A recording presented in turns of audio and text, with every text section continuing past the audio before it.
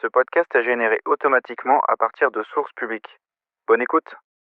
Bienvenue dans Piste ouverte, votre rendez-vous expert pour décrypter l'actualité du sport automobile.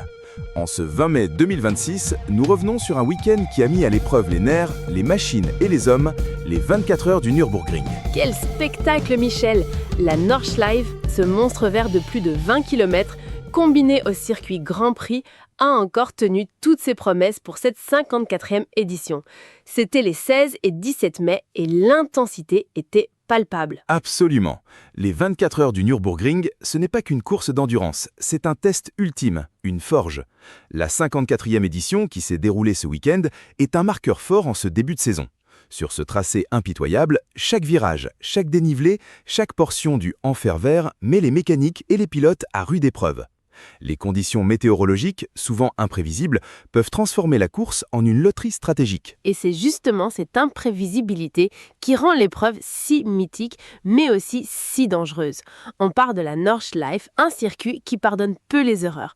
Quels sont les enseignements que l'on peut tirer de ce week-end pour la suite de la saison d'endurance?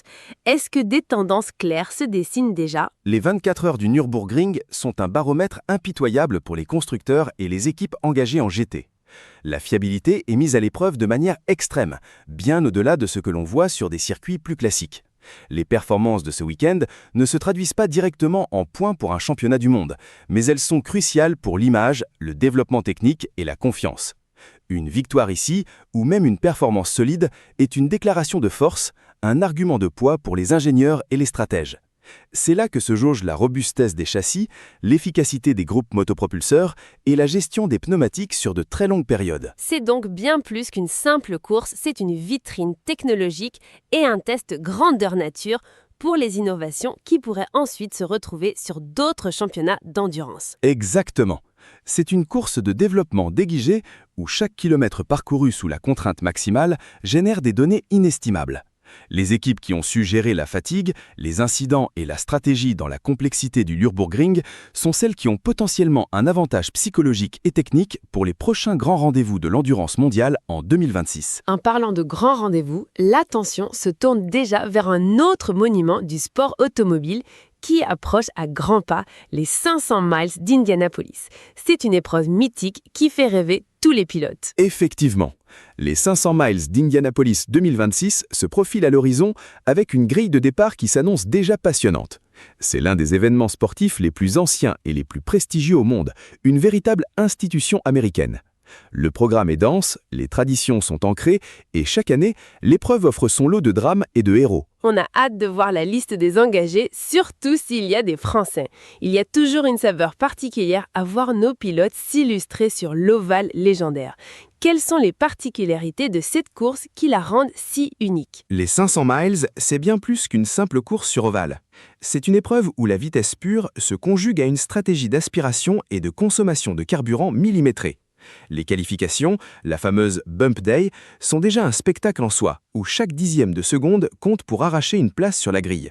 Et puis, il y a les traditions, le lait bu par le vainqueur, le baiser de la brique, l'ambiance unique. C'est une course où les légendes se forgent et où l'histoire s'écrit à chaque édition. Le vainqueur de cette épreuve, souvent comparé aux 24 heures du Mans et au Grand Prix de Monaco pour former la triple couronne, entre directement au panthéon du sport automobile. La triple couronne. Cela me fait penser à un anniversaire marquant cette semaine. Il y a 30 ans, jour pour jour, un pilote français réalisait un exploit mémorable à Monaco. Et c'est le 20 mai 2026, et il y a exactement 30 ans, en 1996, Olivier Panis signait l'une des victoires les plus improbables et les plus emblématiques du sport automobile français. Au volant de sa Ligier, il a traversé le chaos du Grand Prix de Monaco, profitant des abandons et des conditions piégeuses pour s'imposer. C'était une performance magistrale, un véritable coup de génie dans une course où seulement 3 voitures ont terminé dans le même tour. C'est le genre d'histoire qui marque les esprits et qui nous rappelle pourquoi on aime tant ce sport.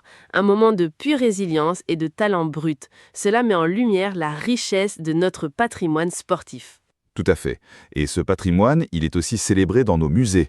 Lewis Hamilton, septuple champion du monde de Formule 1, vient d'être nommé parrain du nouveau musée du Mans, le M24. C'est un signe fort de reconnaissance de l'histoire et de la culture du sport automobile. Hamilton au Mans, c'est une belle passerelle entre les légendes actuelles et l'héritage d'un site aussi emblématique. Cela montre l'importance de ces lieux pour transmettre la passion aux nouvelles générations. Précisément. Le M24, qui met en lumière l'histoire des 24 heures du Mans, bénéficie ainsi d'une visibilité et d'une crédibilité accrue grâce à l'engagement d'une icône planétaire comme Hamilton. C'est une manière de relier le passé glorieux à l'avenir du sport. Dans le même esprit, l'exposition L'âge d'or des rallyes à Grid X offre une plongée fascinante dans une autre facette du sport automobile, celle des rallyes. Les années 70 et 80 en particulier ont été des décennies de folie pour cette discipline, avec des voitures emblématiques et des pilotes légendaires. Ah, l'époque où les voitures de rallye avaient une âme. C'est important de se souvenir de ces périodes fondatrices. Mais au-delà de l'histoire, il y a aussi la relève, les jeunes talents qui frappent à la porte. Et la relève est bien là.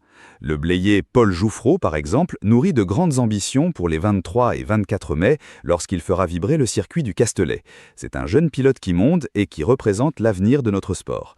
Il est essentiel de suivre ses talents dès leur début. C'est encourageant de voir ces jeunes pousses émerger. Et cela fait écho à des initiatives locales comme l'Assa Morvan dans les palmarès ne cesse de s'épaissir. C'est la preuve que le sport automobile vit et se développe à tous les niveaux, des grandes scènes internationales aux championnats régionaux. L'Assa Morvan est un excellent exemple de l'importance des structures locales pour la détection et la formation des talents. C'est là que les futures stars apprennent les bases, développent leur technique et se forgent un mental.